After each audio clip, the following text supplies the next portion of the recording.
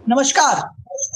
आज हमारे साथ कुछ ऐसे मेहमान जुड़ रहे हैं जिनका मैं परिचय कराऊं उससे पहले आज जो विषय है छात्रों से जुड़ा विषय है वो चर्चा करेंगे। जंतर मंतर से लेकर प्रधानमंत्री आवास तक हम सब ने धरना देखा, प्रोटेस्ट देखा, फायरिंग देखी और जो है वहां पर लाठी चार्ज देखा। बहुत सारी चीजें, बहुत सारी गहमा गर्मी देखी, लेकिन इन सब के पीछे की राजनीति क्या है इसको भी समझना बहुत जरूरी है। और इसको समझने के लिए हमारे साथ दो वरिष्ठ मेहमान हैं।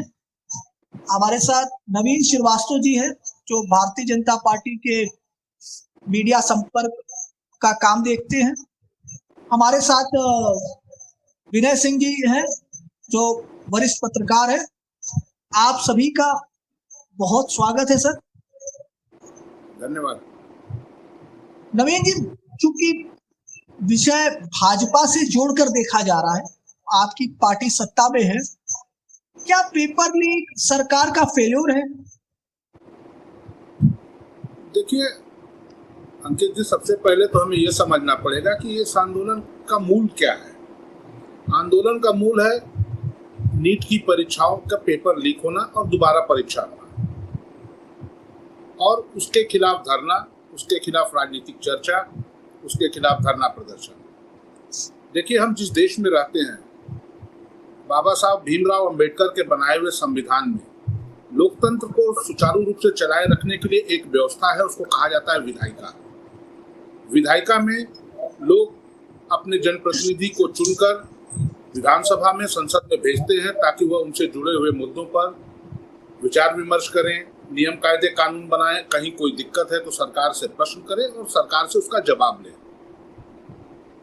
लेकिन दुर्भाग्य यह है, 20 जुलाई को, जिस दिन से यह घटना शुरू हुई है, 20 जुलाई को हमारे संसद का मानसून सत्र शुरू हो रहा था, और जो हमारे जनता से चुने हुए जनप्रतिनिधि हैं, जो हमारे विपक्ष में हैं, जिनको यह लगता था कि छात्रों की समस्याओं को हमको उठाना चाहिए, उस पर सरकार से सवाल करने चाहिए, सरकार से जवाब चाहिए, वह संसद का सत्र शुरू हुआ तो संसद में इस प्रश्न को कर सकते थे, संसद में वो विरोध कर सकते थे, संसद में यह प्रश्न उठा सकते थे, लेकिन ऐसा उन्होंने नहीं किया। उसका असली कारण क्या है? उसका असली कारण छात्रों की समस्या नहीं है अंकित जी, यह राजनीतिक है। अभी 2027 में उत्तर प्रदेश और पंजाब के विधानसभा चुनाव होने वाले हैं। पंजाब में आम आदमी पार्टी और कांग्रेस के बीच लड़ाई है, उत्तर प्रदेश में समाजवादी पार्टी और कांग्रेस के बीच आगे रहने की होड़ है। एक टीम तो पहले से फाइनल में है, वो भारतीय जनता पार्टी। दूसरे दल आपस में प्रतिस्पर्धा कर रहे हैं कि हम बीजेपी से कौन लड़ेगा। एक सुनियोजित तरीके से श्रीमान अखिलेश यादव ने अपने कार्यकर्ताओं का आह्वान किया कि 20 तारीख को आप दिल्ली पहुंचिए, संसद का घेराव करिए। आप संसद का घेराव करिए, धरना प्रदर्शन करिए, लेकिन संसद पर आक्रमण मत करिए, क्योंकि संसद देश के में लोकतंत्र की आत्मा का मूल है, और वहां आप आक्रमण करने के लिए अपने समर्थकों को उकसा रहे हैं। सुनियोजित तरीके से वह मोर्चे पर नहीं आए, उनकी पत्नी डिम्पल यादव ने लीड किया, इसको हमने आपने सबने देखा। लेकिन जैसे डिम्पल यादव ने इस छात्र आंदोलन को एक तरह से हाईजैक किया, आनंद फानन में उनकी प्रतिद्वंदी राहुल गांधी और प्रियंका गांधी को अगले दिन प्रधानमंत्री आवास पर जाके एक धरने का स्वांग करना पड़ा।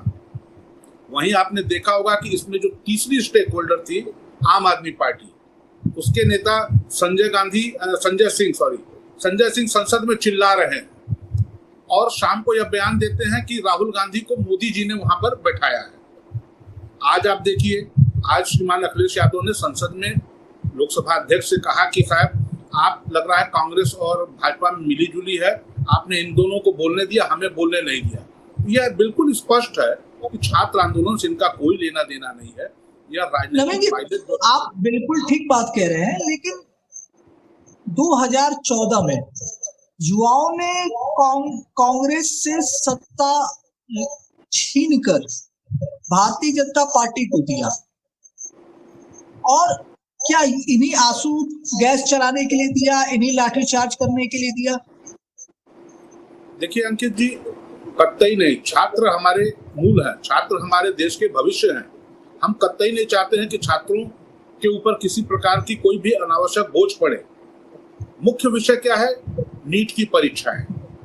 अंकित जी, मैं एक सवाल आपके माध्यम से सभी दर्शकों से पूछना चाहता हूं। आप याद करिए, ये पेपर लीक होने की घटना कोई नई घटना इस देश में नहीं है। पेपर लीक होते रहे हैं, प्रतियोगी परीक्षाओं में धांधली होती रही है। मैं अगर उदाहरण गिनाऊं तो अभी पंजाब, हरियाणा, जहां के मुख्यमंत्री जेल भी गए, बिहार आप लेटेस्ट देख लीजिए, श्रीमान लालू यादव नौकरी के बदले जमीन के केस में मुकदमे में फंसे हैं। और जिस उत्तर प्रदेश में हम बैठे हैं, यहाँ का क्या हाल था ये आपको भी पता है। आप प्रतियोगी परीक्षाएं तो छोड़ दीजिए, हाई स्कूल इंटर बोर्ड की परीक्षाएं भी एक नकल उद्योग बन गई थी, जिसे भारतीय जनता पार्टी में कल्याण सिंह के नेतृत्व की सरकार में राजनाथ सिंह ने एक विधेयक लाके समाप्त करने का कोशिश किया था। लेकिन एक साल बाद जैसी सपा की सरकार आई, वो खत्म कर दिया इन्होंने। आप ज्यादा पीछे मत जाइए, 2012 से 17 श्रीमान अखिलेश यादव की सरकार में उच्च न्यायालय इलाहाबाद तक को ये कहना पड़ा कि उत्तर प्रदेश के भर्ती आयोग एक जाति विशेष के आयोग बन गए। भर्तियों के लिए जो सबसे जिम्मेदार व्यक्ति थे, पब्लिक सर्विस कमीशन के चेयरमैन अनिल यादव, उनको बर्खास्त करने के लिए हाई कोर्ट ने कहा। सरकार उनको बचाने के लिए सुप्रीम कोर्ट तक गई, लेकिन सुप्रीम कोर्ट ने भी उसको निरस्त किया। एक छोटा सा उदाहरण बताऊं, स्वास्थ्य विभाग की भर्तियां हुई, एक अर्पित सिंह नाम का व्यक्ति के कागज पर एक ही व्यक्ति 6 जिलों में काम कर रहा था। जल निगम में आजम खान साहब मंत्री थे, लगभग 1350 भर्तियां हुई जो निरस्त की गई क्योंकि धांधली हुई थी। आप ज्यादा दूर मत जाइए, गाजीपुर में जहां आप बैठे हैं, अपने आसपास के किसी गांव में देख लीजिए। मैं गारंटी देके कह रहा हूं आपको कि लेखपाल पद पर एटा एटावा मैनपुरी के बच्चे मिलेंगे जो 2016 में पूरे प्रदेश की लेखपाल भर्ती में भर्ती हुए। मैं स्वयं जानता हूं, उत्तर प्रदेश के पूर्वी हिस्से में एक जिले के जिलाधिकारी मेरे परिचित थे, मैं उनके यहाँ गया था संयोग से। 650 लेखपालों की भर्ती थी, जिसमें 550 की सूची एटा एटावा मैनपुरी के लोगों की हुई थी। ये सर्वविदित है, हर व्यक्ति जानता है कि उत्तर प्रदेश में भर्तियां पहले कैसे होती थी। हाँ, हमारी सरकार, चाहे केंद्र में नरेंद्र मोदी जी की हो, चाहे उत्तर प्रदेश में योगी आदित्यनाथ जी की हो, हमारा एक ही ब्रह्म वाक्य है कि हम परीक्षाओं में किसी प्रकार की धांधली को बर्दाश्त नहीं करेंगे। पूर्ण पारदर्शिता से परीक्षाएं कराएंगे। छात्रों का चयन उनके मेरिट के आधार पर होगा, न जात के आधार पर, न क्षेत्र के आधार पर, न अन्य किसी प्रकार से। इसके लिए हमें एक बात और बता दूं, इसके लिए हमें परीक्षाएं चाहे एक बार के बजाय 2 बार करानी पड़े, 3 बार करानी पड़े, वो हम कराएंगे। लेकिन मैं आपके माध्यम से जो प्रतियोगी छात्र हैं उनसे मैं पूछना चाहता हूं, उनकी ऑप्शन क्या है? क्या पहली बार में ही होने वाली परीक्षा देना जिसमें धांधली हो, या दूसरी या तीसरे बार देने वाली परीक्षा जो पूर्णतः पारदर्शी तरीके से? यह सबसे महत्वपूर्ण है। हम यह नहीं इनकार कर रहे हैं। विनय जी भी हमारे साथ है, नवीन जी, विनय जी भी हमारे साथ है। विनय जी अनम्यूट करके हम बात करेंगे हम लोग। हाँ, प्रश्न वही है विनय जी कि क्या ये सरकार का फेल्योर है, या जो जैसा नवीन जी कह रहे हैं कि भाई 3 बार जो है, हम 3 बार परीक्षा कराने को तैयार हैं, पर इस तरह का धरना प्रदर्शन क्यों, इस तरह का उग्र धरना प्रदर्शन क्यों? देखिए, पहले तो आपका जो प्रश्न है उसके पहले मूल पे जाइए। हमको जितना याद आता है कि सीजेपी जो कांग्रेस जनता पार्टी है, एक सोशल मीडिया से उठा हुआ एक दल है, या जो भी कह लीजिए। 6 जून को ये संभवतः ये धरना, पहला धरना शुरू हुआ था 6 जून को, और उसमें मुद्दा था नीट पेपर लीक और जो भी अव्यवस्थाएं थी। फिर दूसरा राउंड इसका जब धरने का आया तो वो 20 जून को हुआ जंतर मंतर पे, और 20 जून को हुआ था, और उसी दिन सोनम वांगचुक आए थे। और उन्होंने, सोनम वांगचुक, जो मुझे याद आता है कि सोनम वांगचुक ने ये कहा था कि अब उसमें नीट पेपर मामला और बहुत सारी गड़बड़ियों के साथ शिक्षा मंत्री धर्मेंद्र प्रधान का इस्तीफा भी जुड़ा, ये मांग उसमें जुड़ी। तो जैसे मान लीजिए कि एक जेनजी आंदोलन हम लोगों ने देखा नेपाल में, और राहुल गांधी भी पहले उसका जिक्र कर चुके हैं कि भारत में भी ऐसा हो। बहुत सारी चीजें ऐसी सोशल मीडिया पर, ट्विटर हैंडल पर और आती हैं। अब जो आपका एक प्रश्न था कि कहाँ चूक हो गई, चूक देखिए इसमें कुछ ऐसा नहीं है। हमारे हिसाब से जंतर मंतर पे जो भी हुआ पिछले 3-4 दिनों में, आ, उसमें थोड़ा सा मुझको लगता है कि सरकार ने इसको थोड़ा सा अंडर एस्टिमेट कर लिया था। यदि पूरे घटना को राजनीतिक दृष्टि से देखें तो इसके प्रभाव को हम इस तरह से समझें नवीन भैया कि केंद्र सरकार पर यदि छात्रों का लाठीचार्ज की तस्वीरें, वीडियो अगर लंबे समय तक सार्वजनिक चर्चा में बने रहते तो विपक्ष सरकार को युवा विरोधी का, विपक्ष को एक मौका मिलेगा युवा विरोधी बताने का। बात समझिए। अखिलेश यादव मुखर भी बहुत है इस पर। नहीं, अखिलेश यादव जी का तो अब सब लोग बयान आप लोग देख ही रहे हैं कि उन्होंने संसद में क्या कहा। उन्होंने कहा कि इस्तीफा तो हम बाहर भी ले लेंगे। अब इस्तीफा तो हम बाहर भी ले लेंगे, अब इसका कई अर्थ लगाया जा रहा है। मैटर यहाँ पे क्या है कि नीट पेपर मामला 6 जून को स्टार्ट हुआ। भाई अब हमको ये नहीं समझ में आता है कि आज हो गई 22 जुलाई, नीट का री एग्जाम हो गया। जो बच्चे उसमें चयनित थे, गरीब दलित जितने, वो उनका सेशन स्टार्ट हो गया, रिजल्ट आ गया। बात तो समझिए।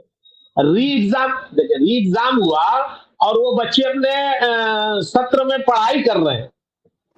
और यहाँ पर जो भी लोग आ रहे हैं वो इस पे राजनीति कर रहे हैं। ये बात अब सबको समझ में आ गई।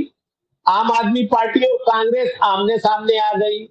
कांग्रेस पार्टी के प्रवक्ता जंतर मंतर पर भी गए, सारे ही दलों के लगभग लोग गए। डिंपल यादव का जिक्र नवीन जी ने किया, सभी लोग गए। लेकिन राहुल गांधी 2 दिन पहले विदेश से आए, उनको किसी ने कुछ समझाया होगा, वो घेराव करने चले गए पीएम आवास।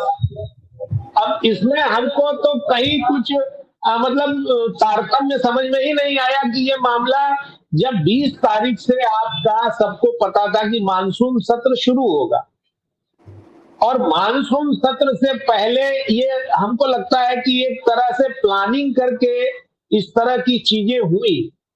सरकार ने थोड़ा सा इसको हल्के में ले लिया। जो 6 जून को पहला हुआ और 20 जून को जो दूसरा हुआ, इसमें जो भी इंटेलिजेंस की रिपोर्ट रही होगी या जो भी थी, इन लोगों को इसको जो सीजेपी को जो एक हमको लगता है कि भाजपा में, अब नवीन जी ज्यादा बढ़िया बता पाएंगे, कि सीजेपी के प्रति एक भाजपा में ये नैरेटिव है कि ये आम आदमी पार्टी की बी टीम है। तो अब उसको भी ये लोग पॉलिटिकल निगाह से देख रहे हैं और उसको पॉलिटिकल प्रतिद्वंदी, जैसे किसी पार्टी की एक यूथ विंग होती है ना, तो मुझे लगता है कि वो अघोषित आम आदमी पार्टी की यूथ विंग के रूप में भारतीय जनता पार्टी या आम आदमी पार्टी के जो भी विपक्ष में होगा, जैसे आज कांग्रेस भी, अब जैसे इंडिया गठबंधन को लोग इंडी गठबंधन भी कहते हैं, तो अब उस गठबंधन में भी टूट दिखाई दे रही है। डिंपल जी वहां पहुंची, उन्होंने जो एक तरीके से उन्होंने काम किया, ऐसे में राजनीतिक दलों को ये करना भी चाहिए। विपक्ष का काम है कि सरकार के खिलाफ अगर कोई मुद्दा है और उसमें उसको कोई लाभ मिल सकता है तो वो राजनीति करेगा ही भाई। वो समाज सेवा के लिए थोड़ी आया या कोई उस तरह की चीजों के लिए थोड़ी आया। राजनीतिक दल है, रजिस्ट्रेशन है राजनीति में। अब नवीन जी हंस रहे हैं, वो ज्यादा अच्छे से बताएंगे। हाँ, तो हर आदमी जो राजनीतिक दल है वो साफ साफ बात है भाई कि वो राजनीतिक दल है। अब समाजवादी पार्टी या भारतीय जनता पार्टी या कांग्रेस या बहुजन समाज पार्टी समाज सेवा के नाम पर तो आगे बढ़ेगी नहीं। कोई रोटरी इंटरनेशनल की संस्था तो है नहीं, लायंस क्लब तो है नहीं। ये सब राजनीतिक दल है तो राजनीति तो करेंगे ही। लेकिन सरकार को जो 6 जून और 20 जून का जो धरना था, उसमें जो अपनी इंटेल थी उसको मजबूत रखनी चाहिए थी, बच्चों को टैकल करना चाहिए था। देखिए बहुत सारी चीजें हैं। युवा जो आज का है, मेरा बच्चा जो है वो हॉस्टल में पढ़ता है, वो कल मुझसे पूछा, मैं लखनऊ गया तो लौट रहा था, रास्ते में वो पूछा कि पापा जो आज जंतर मंतर पे हुआ उसके बारे में आपकी क्या राय है।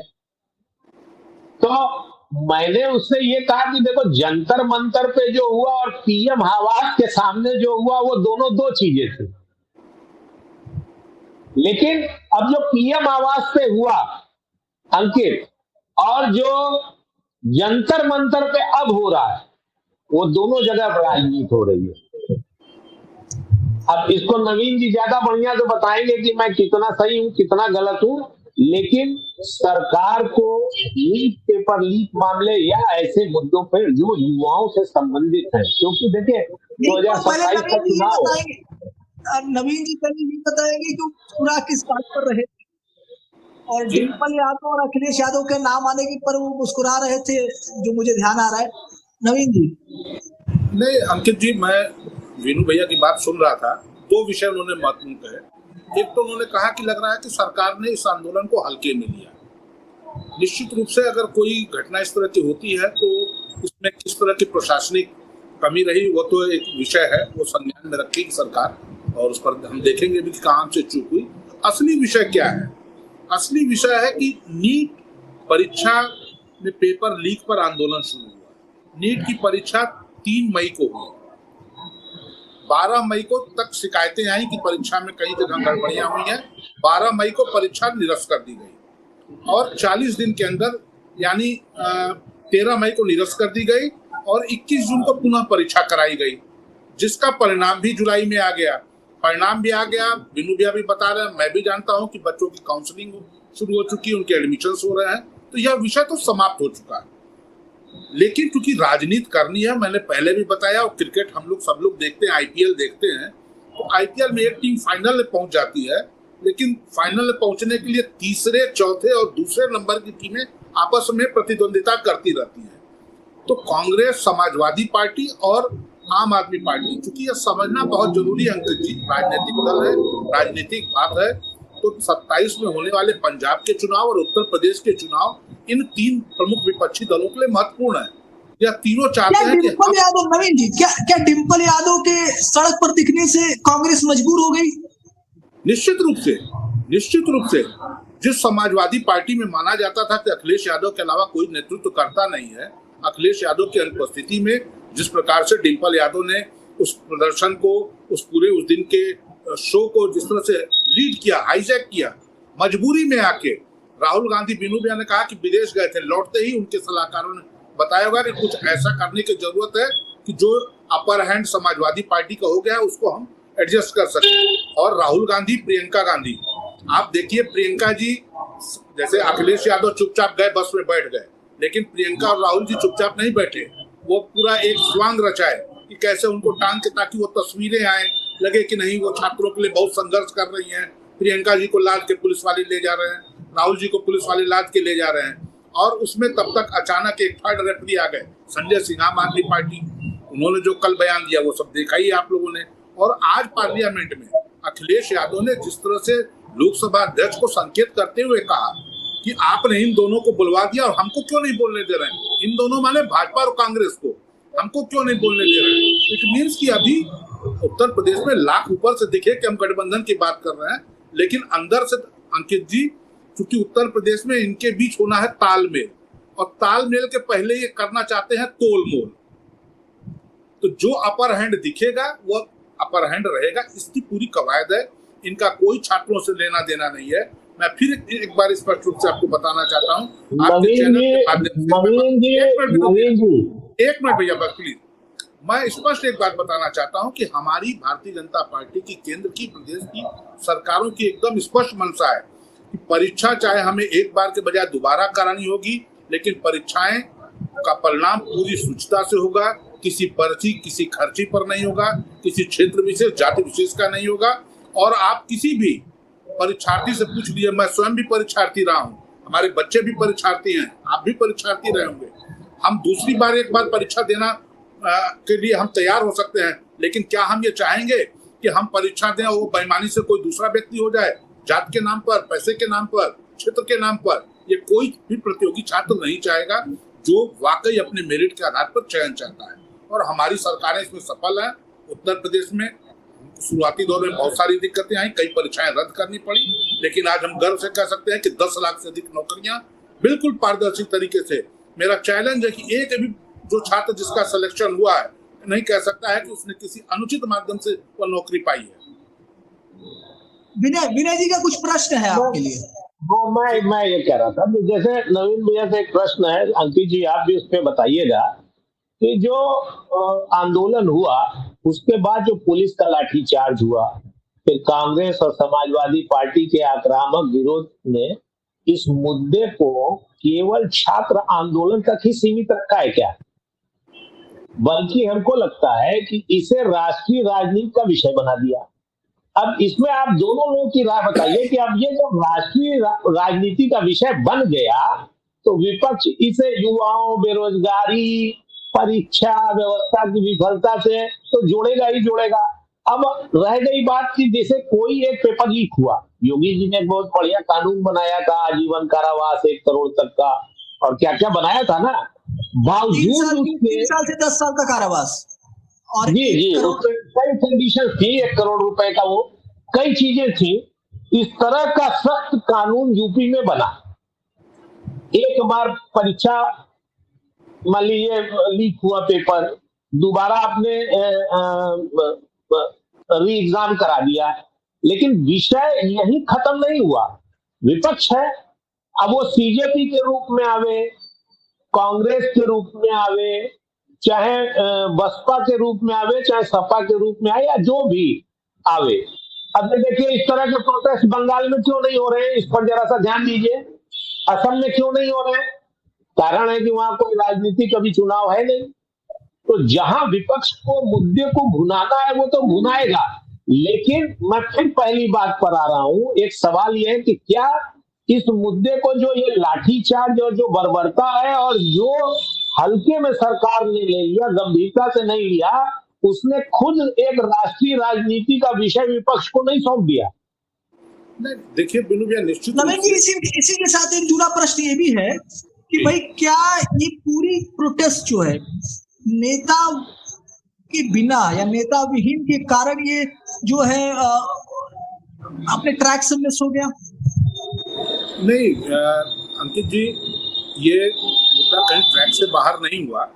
और जब तक छात्र थे, आप देखिए सोनम वांगचुक जी को हटाए जाने के पहले, अस्पताल ले जाने के पहले तक वहाँ 500, 700, 1000 की संख्या में लोग जुटते थे जो छात्र होते थे।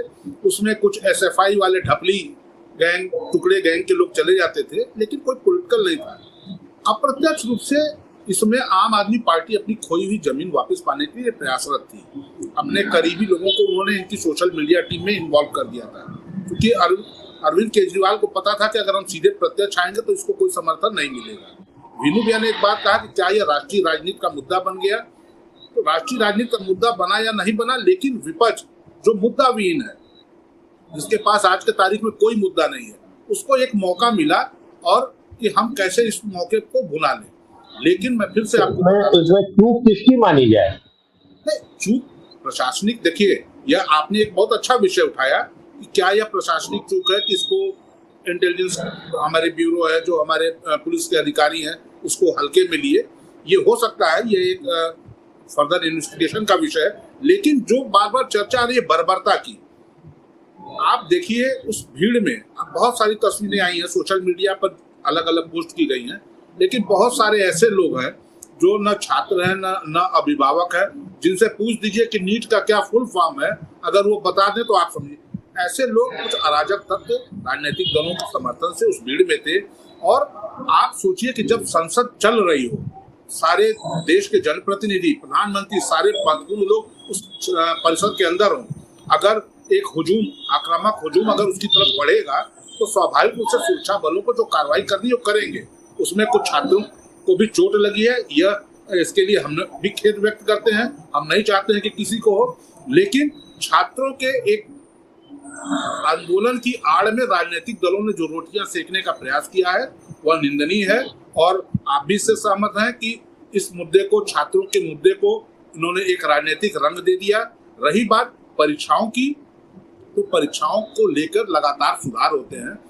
अभी तक क्या था, 2017 के पहले तक ये परीक्षाएं अलग अलग एजेंसियां कराती थी।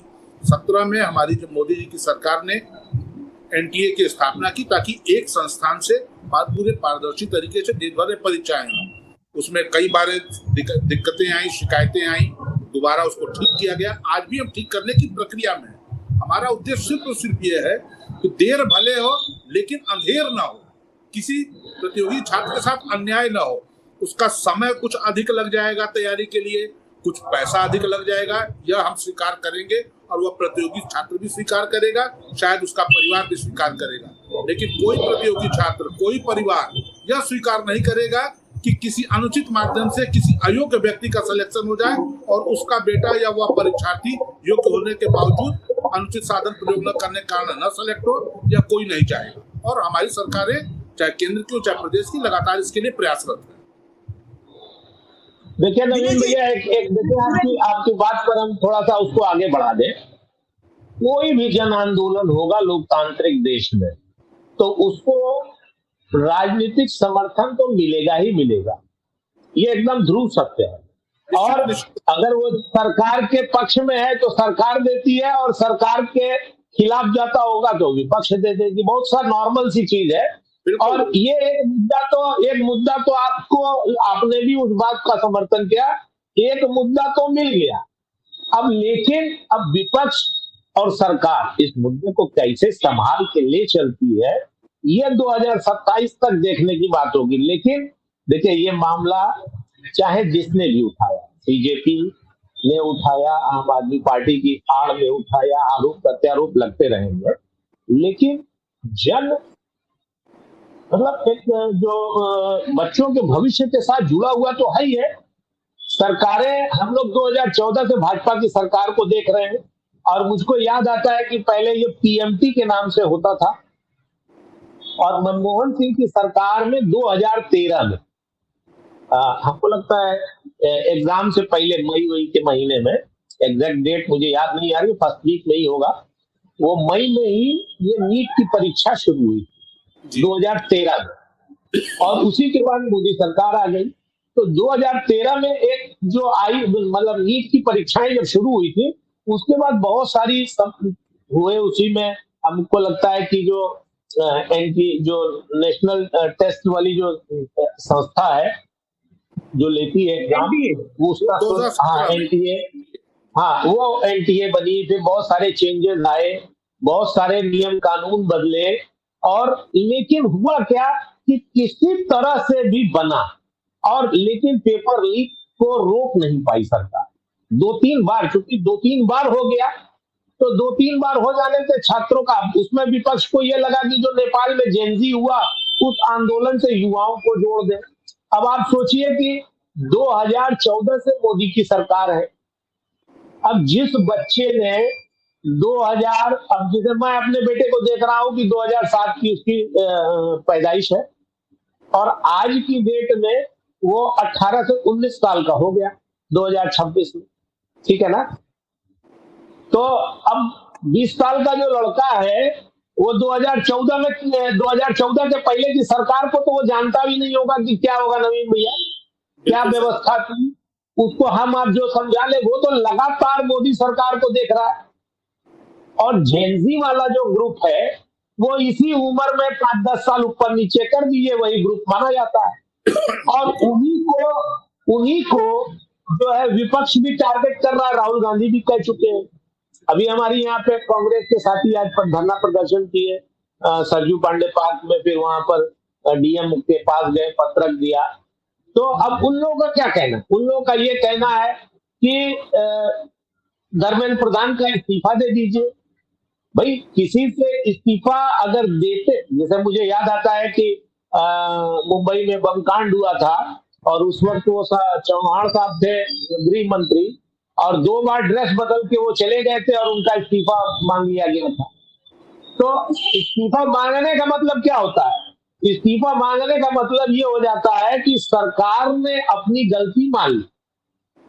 अब यहाँ पे देखिए, मैं थोड़ा सा उसको एक दूसरे शब्दों में कहूं, थोड़ा सा कि अहंकार होता है, प्रदर्शनकारियों के पास भी अहंकार है। जो प्रदर्शन करता है उसके में भी अहंकार होता है कि वो लास्ट में सोचता है कि डू और डाई। और जो ऊपर बैठे हुए लोग हैं, उनका भी अहंकार होता है। वो एक है ना कि जब आप इसको, नवीन जी वो क्या लाइन है कि पहले विवेक मर जाता है। जब अहंकार मनुष्य पे छाता है तो पहले विवेक मर जाता है। आजकल ऐसे डायलॉग विपक्ष के लोग बहुत बोल रहे हैं, तो उसको रिपीट करने की जरूरत नहीं है। बस मुझे ये लगता है कि जो आपका मूल प्रश्न है कि 2027 की जो आगामी चुनाव है उसमें क्या फर्क पड़ेगा, क्या इसका होगा, तो एक मुद्दा तो विपक्ष को मिल गया। ये इससे तो भैया कोई और इससे विनय राजनीति हो ही रही है। विनय जी, हम लोग अब अंतिम ओर भी बढ़ रहे हैं। आपने चूंकि जी राजनीति का जिक्र कर दिया, मेरा सवाल दोनों लोगों से एक ही है कि धरना प्रदर्शन जंतर मंतर पर चल रहा था, जहां जिसको लीड आम आदमी पार्टी और अखिलेश यादव कर रहे हैं, वो एक गुट दिख रहा है। प्रधानमंत्री जो आवास के बाहर कांग्रेस प्रदर्शन कर रही है। हम इंडी गठबंधन या इंडिया गठबंधन की बात करते हैं, लेकिन वो एकजुटता नहीं दिख रही है। मैं एक बात बताऊं अंकित जी, दो बातें बताऊंगा। बीनू भैया ने अभी जैसे एक बात कहा, अहंकार की बात की। अब जो लोग आंदोलन कर रहे हैं उनके अहंकार की तो मैं नहीं जानता हूं, लेकिन मेरी सरकार, मोदी जी के नेतृत्व की सरकार में अहंकार नहीं है। आप याद करिए, क्यों नहीं, तो बीजेपी के धरना प्रदर्शन में गए, मैं 2 राउंड हुआ। मैं एक उदाहरण दे रहा हूँ। आप याद करिए, हमारी सरकार के समय में एक दुखद घटना हुई थी। रोहुल वेमुला नाम के एक छात्र की मृत्यु हुई थी। उस समय भी आंदोलन हुए और तत्कालीन मिनिस्टर एचआरडी श्रीमती स्मृति ईरानी का इस्तीफा लिया गया, इस्तीफा दिया उन्होंने। तो ऐसा कोई अहंकार नहीं है। लेकिन मेरा प्रश्न ये है कि जब बाबा साहेब भीमराव अंबेडकर के बनाए हुए संविधान में लोकतंत्र में विधायिका का अपना एक महत्व है और संसद 20 मार्च से चलने वाली थी, विपक्ष के जो जनप्रतिनिधि हैं छात्रों के पक्ष में कुछ कहना चाहते थे, इस्तीफा मांगना चाहते थे या जो कुछ भी, उसका प्लेटफॉर्म संसद भवन था। 140 करोड़ लोगों के बीच पंचायत नहीं हो सकती है किसी चीज की, इसीलिए संविधान में जनप्रतिनिधि बनाए गए हैं। तो चुने हुए जनप्रतिनिधि वहां इस विषय को उठाते, संवैधानिक तरीके से उठाते, धरना प्रदर्शन करते, चर्चा सरकार नहीं करती तब आप करते। लेकिन चूंकि साहब 27 का चुनाव है, राजनीति करना है, और जो इंडी गठबंधन की बात किया अंकित जी आपने, मैं आपको बता दूं, इंडी गठबंधन में पहले तो लड़ाई है कि बड़ा कौन। पंजाब में आम आदमी बढ़ी कि कांग्रेस बढ़ी, उत्तर प्रदेश में सपा बढ़ी कि कांग्रेस बढ़ी, और 2 उदाहरण पर्याप्त है, संजय सिंह की पोस्ट और आज संसद सदन में जो अखिलेश यादव ने लोकसभा अध्यक्ष से कहा कि आपने इन दोनों लोगों को बुलवा दिया, मुझको क्यों नहीं बुलवा रहे हैं, आप लोगों की मिली भगत है। तो यह सारी चीजें स्पष्ट है, यह लोग परिवारवादी वंशवादी लोग, इनका कोई उद्देश्य नहीं है, सिर्फ राजनीति करना, राजनीति के माध्यम से सत्ता का उपभोग करना इनका उद्देश्य है। इनको न छात्रों से लेना देना है, और कैसे ये लोग छात्रों की बात कर रहे हैं। यही कांग्रेस 1966 में संसद भवन के सामने लाखों संतों और गौ भक्तों की भीड़ पर गोली चलवाई थी। यही समाजवादी पार्टी अयोध्या में राम भक्तों पर, निहत्थे राम भक्तों पर गोली चलवाई थी। आज लाठीचार्ज पर, देश की सबसे लोकतंत्र की आत्मा संसद पर जो लोग आक्रमण करने जा रहे हैं उनके ऊपर सिर्फ लाठीचार्ज होता है। ये रुदाली गा रहे हैं, ऐसे नहीं चलता है, यह दोहरे मापदंड नहीं चलते हैं। आपकी सरकारों में नियुक्तियां सिर्फ भ्रष्टाचार से हों, जात के आधार पे हों, हाईकोर्ट तक को कहना पड़े, और हमारी सरकार में अगर परीक्षा दोबारा या तिबारा करा के पारदर्शी तरीके से हम कर रहे हैं तो उसको आपको अप्रिशिएट करना चाहिए। लेकिन अप्रिशिएट करेंगे कैसे? क्योंकि उससे आपकी राजनीति खत्म हो जाएगी, और राजनीति ही आपका व्यवसाय है, रोजगार है। जैसा बीनू भैया ने कहा कि राजनीति में लोग समाज सेवा करने नहीं आए हैं, यह परिवारवादी लोग समाज सेवा करने नहीं आए। भारतीय जनता पार्टी के लाखों कार्यकर्ता जो घर परिवार त्याग करके देश के लिए, हिंदुत्व के लिए काम कर रहे हैं, वह त्याग करके आ रहे हैं। हम सभी दलों के लोगों के लिए बोले थे। हाँ, सभी दलों के लिए कहा था। भारतीय जनता पार्टी उससे सभी राजनीतिक दलों के लोगों के लिए बोले थे। भारतीय जनता पार्टी थोड़ा अलग है, मैं ये नहीं कहूंगा कि पूरी तरह से, लेकिन अलग जरूर है। लेकिन विनय जी, दिल्ली में सब ठीक नहीं है, ये तो दिख रहा है विपक्ष के भीतर।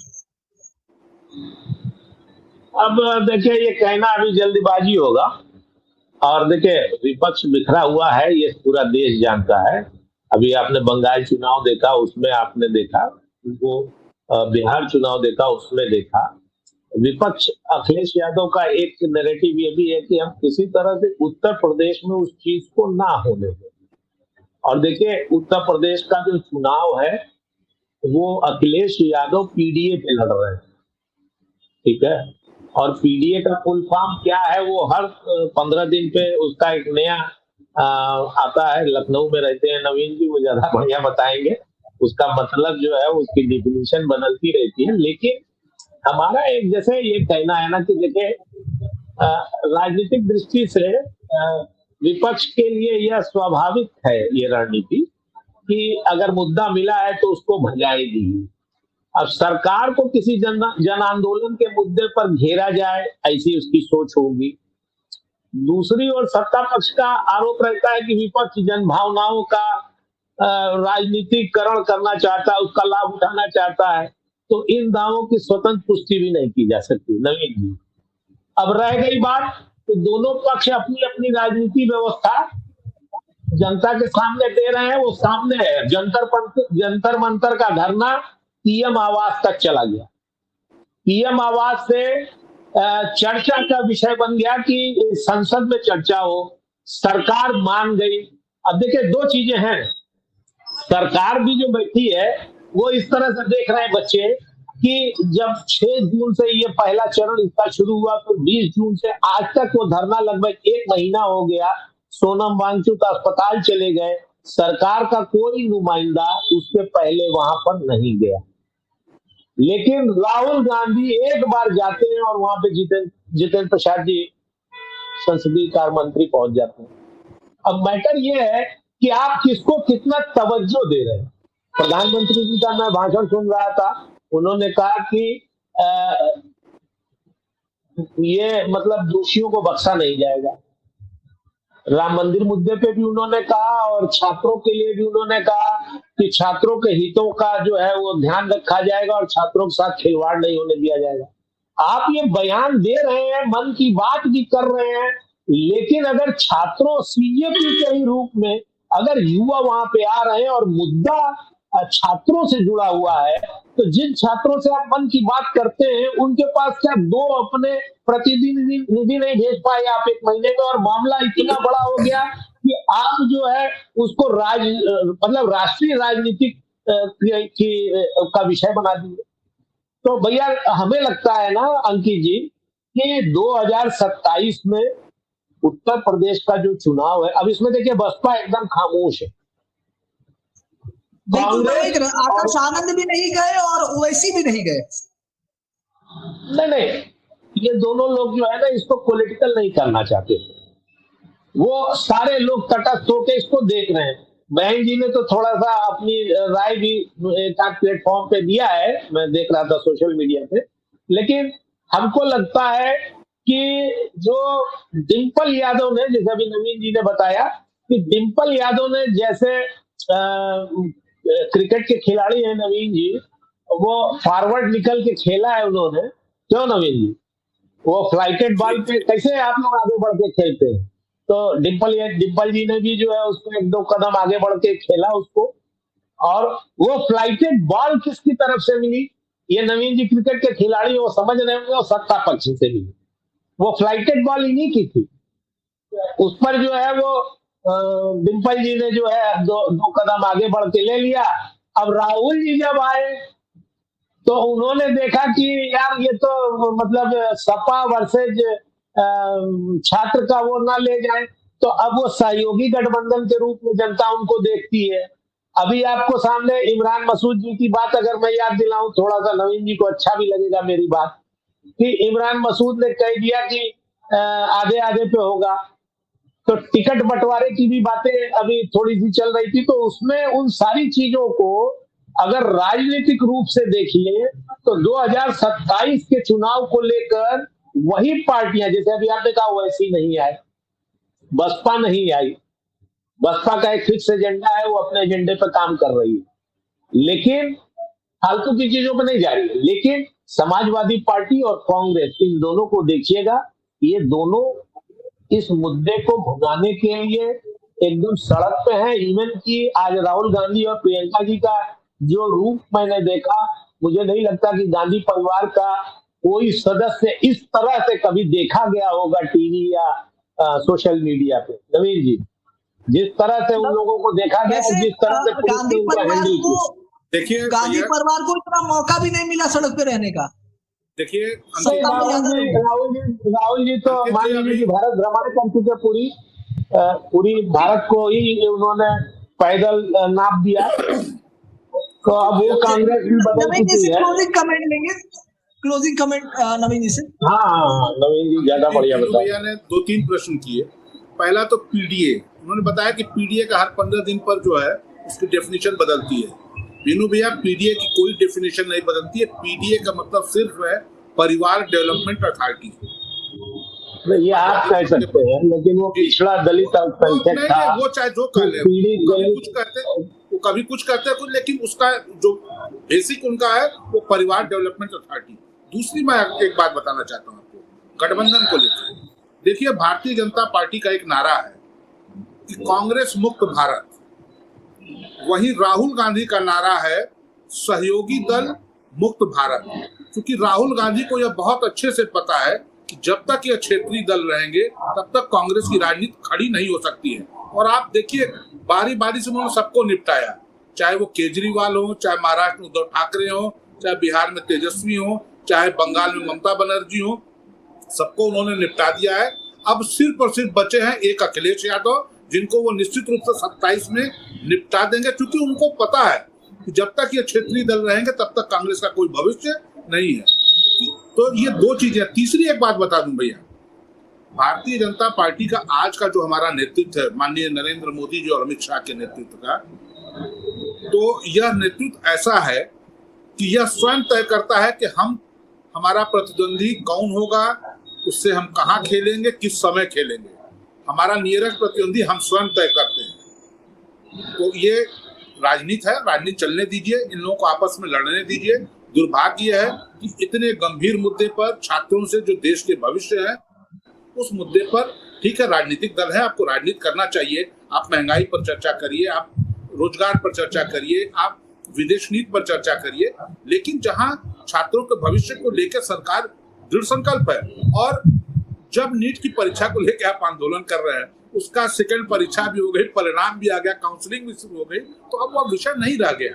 और अगर विषय भी है तो उसकी चर्चा का जगह संसद है, विधानसभा है। सड़क पर इस तरह से चर्चा करने का कोई तात्पर्य नहीं है। नहीं करती है सरकार तो आप धरना प्रदर्शन कीजिए। चलिए बहुत बहुत धन्यवाद अंकित जी देखिए, अंकित जी, नवीन भैया सुन लीजिए, यदि आने वाले महीने में ये आंदोलन केवल एक घटना बनकर रह जाता है ना, तो इसका चुनावी असर बहुत सीमित होगा। लेकिन यदि परीक्षा, भ्रष्टाचार, भर्ती, रोजगार और युवाओं के जुड़े भविष्य से प्रश्न लगातार बने रहते हैं, तो ये 2027 के उत्तर प्रदेश विधानसभा चुनाव में एक महत्वपूर्ण राजनीतिक मुद्दा बन सकता है। इसके लिए विपक्ष लगातार जो है प्रयास करेगा। हालांकि देखिए, एक बात जान लीजिए नवीन जी और अंकित जी, स्थानीय समीकरण, जाति गणित, नेतृत्व, संगठन और अन्य जनहित के मुद्दे भी इस पर निर्भर करते हैं। इसलिए अभी किसी निश्चित, जो आपका मूल प्रश्न विषय था, उसमें मैं आता हूं कि अभी इसलिए इसको किसी निश्चित राजनीतिक लाभ या हानि का दावा करना उचित नहीं है। और मैं ये चाहूंगा कि अंकित जी की अगली बार से जब आप नवीन जी को या किसी को बुलाएं तो एक विपक्ष के भी प्रवक्ता को बुलाएं। बिल्कुल बिल्कुल ठीक कहा आपने। तो शो जो है बैलेंस हो जाएगा। नहीं तो कभी कभी मुझे लगता है कि पत्रकार क्या होता है, आप पत्रकार के नाते क्या है कि आप जो है सब बैलेंस कर देते हैं। नहीं ठीक है, वो दोनों पक्षों को देखना चाहिए। एक होता है ना कि जैसे मुद्दे क्या है, नहीं सही जो है वो देखना है। और जानकार पत्रकार, निष्पक्ष और जानकार, दो शब्द मैं कह रहा हूँ, वो सब। हाँ, नहीं तो जिस पूर्वांचल में हम लोग रहते हैं, अब वहां पे ये मुद्दे केवल राजनीतिक, जैसे अब जंतर मंतर पे जो हो रहा था, वो 6 तारीख से लेके पहला चरण और 20 जून से जो दूसरा चरण हुआ, कहीं आपने नहीं देखा होगा। हमारे शहर में, हमारे पूर्वांचल में तो इस आंदोलन की कहीं नहीं थी, सब लोग जो है मोबाइल पर ही देख रहे थे। लेकिन जब से ये राहुल गांधी और अखिलेश यादव आए, तो इसका प्रदर्शन जो है वो जिला मुख्यालयों पर शुरू हुआ। तो मुद्दा तो एक मिल गया, अब उसको कितना गुना पाते हुए एक अलग बात है। हम लोग समाप्त कर रहे थे, लेकिन विनय जी ने कहा तो मुझे ध्यान आया कि क्या एक नैरेटिव उत्तर प्रदेश में चल रहा है, सोशल मीडिया में चल रहा है कि दिल्ली सही है, यूपी में नहीं आना। ये क्या इसका क्या आश है? देखिए, वो लखनऊ में नवीन जी रहते हैं, आप जिधर इशारा कर रहे हैं वो ठीक बताएंगे। आंख पे अंकित जी लगातार हार का चश्मा चढ़ा हुआ है, वो दिल्ली और लखनऊ को अलग दृष्टि से देखते हैं। दिल्ली में भारतीय जनता पार्टी की माननीय नरेंद्र मोदी जी के नेतृत्व की सरकार है, लखनऊ में योगी आदित्यनाथ जी के नेतृत्व की भारतीय जनता पार्टी की सरकार है। दोनों जगह भारतीय जनता पार्टी की सरकार है और भारतीय जनता पार्टी में व्यक्ति नहीं संगठन बड़ा होता है। इसलिए जो लोग भी दिल्ली और लखनऊ का भेद बताने का, दिखाने का, सोचने का काम कर रहे हैं, उनको मैं यही कहूंगा कि लगातार हार से वो इतने हताश और निराश हो चुके हैं कि अब वो उनको यही सब चीजें दिखती है। ये उनका भ्रम है। 27 में तीसरी बार जब यूपी में सरकार बनेगी तो वो भ्रम पूर्णतः समाप्त हो जाएगा। लेकिन नवीन जी, क्या लग रहा है कि जो आपने एक दिया था कि स्मृति ईरानी ने इस्तीफा दिया था दूसरे कार्यकाल में, दूसरे कार्यकाल की बात थी ना वो? पहले कार्यकाल में, दूसरे कार्यकाल में वो इस्तीफा दी थी। लेकिन रोहित वेमुला का केस आप लोगों ने उसको जिस गंभीरता से लिया, मुझे लगता है कि कहीं न कहीं सरकार तीसरे राउंड में जब गई है तो सरकार का रवैया लोकतांत्रिक के साथ साथ थोड़ा प्रशासनिक होता जा रहा है। और वो जो है प्रशासनिक होना बुरी बात नहीं है, लेकिन अगर राजनेता भी प्रशासनिक रवैया अपनाएगा, प्रशासनिक भाषा बोलेगा, तो वो जनता एक्सेप्ट नहीं कर पाएगी। हमारे जिलाधिकारी अगर कोई बात कहेंगे, उनका रवैया दूसरा हो सकता है, लेकिन अगर वही विधायक और मंत्री भी उसी टोन में बात करेगा तो जनता को बर्दाश्त नहीं होगा, क्योंकि उसको ये मालूम है कि आना आपको 5 साल के बाद उसी के पास। निश्चित रूप से इन सब चीजों को, इसीलिए मैंने एक अहंकार शब्द बोला कि देखिए, प्रदर्शन जो करने वाला है वो बेचारा नहीं होता मेरे हिसाब से। और दूसरी बात कि सरकार अगर किसी जनहित के मुद्दे पर कोई कर रहा है, राहुल गांधी तो शुद्ध रूप से पॉलिटिशियन है ना, वो गए और तुरंत सरकार का नुमाइंदा आया और बच्चे बैठे थे, सोनम वांगचुक बैठे थे, 6 जून से पहला, 20 जून से दूसरा, और 1 महीने से ज्यादा हो गया, आपको क्यों नहीं गए? यहाँ पे भी एक अहंकार सरकार का दिखता है। आप भले कुछ कहें, आप पार्टी के लोग हैं, आप जो भी कहें, लेकिन जो एक नॉर्मल आदमी है वो ये महसूस करता, खास तौर से मैंने जो बताया उस पर ध्यान रखिएगा, और कभी पार्टी के बड़े लोगों के साथ मीटिंग हो तो उस बात को ध्यान रखिएगा कि 2014 में जो बच्चा 6 साल, 5 साल, 4 साल, 10 साल का था, वो आज 2026 में वोटर है, और उस तरह की संख्या बहुत ज्यादा है। और पहली बार जो वोटर बन के वोट देने जाएंगे वो लाखों करोड़ों लोग होंगे। वो आपको जो है वो अगले चुनाव में क्या रूप ले लेंगे, इसको थोड़ा सा इस पर भी मनन करना चाहिए। निश्चित रूप से भैया, ये आपका सुझाव बहुत अच्छा है और निश्चित रूप से हमारी सरकार इस दिशा में भी काम करेगी। चलिए, थैंक यू। लेकिन अगली बार जो है ना, अगली बार 2 दलों के लोगों को कम से कम बैठाइएगा। हाँ बिल्कुल, और गेस्ट कौन होंगे ये भी आपसे चर्चा होगी। अरे नहीं, बहुत लोग मिल जाएंगे आपको। ठीक है, धन्यवाद। ठीक है।